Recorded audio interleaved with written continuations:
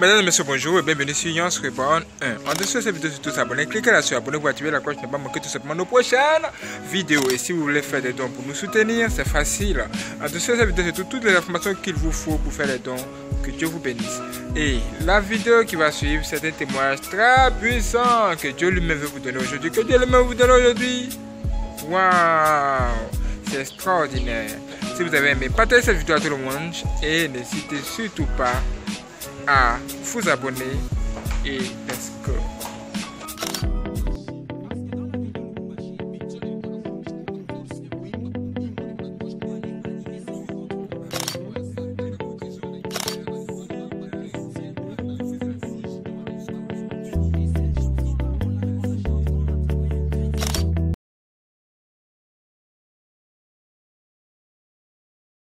Genèse, chapitre 16.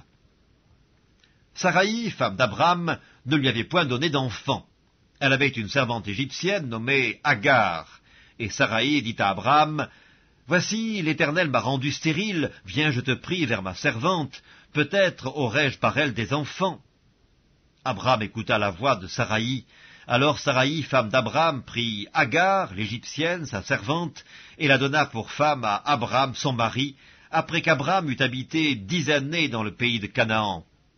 Il alla vers Agar, et elle devint enceinte.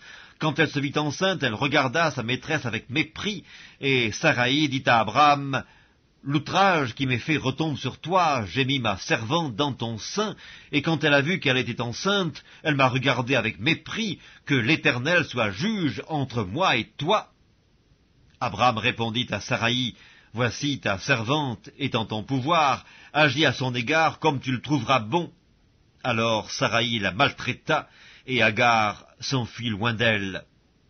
L'ange de l'Éternel la trouva près d'une source d'eau dans le désert, près de la source qui est sur le chemin de Chour.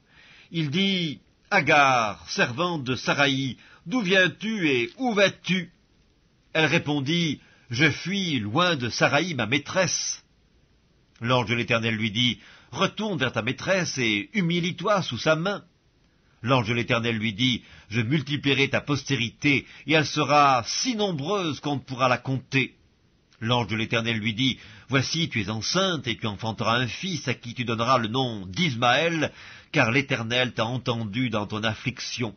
Il sera comme un âne sauvage, sa main sera contre tous, et la main de tous sera contre lui, et il habitera en face de tous ses frères. » Elle appela Ata El-Roi, le nom de l'Éternel qui lui avait parlé, car elle dit, « Ai-je rien vu ici après qu'il m'a vu ?»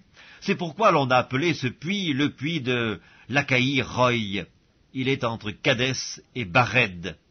Agar enfanta un fils à Abram, et Abram donna le nom d'Ismaël au fils qu'Agar lui enfanta.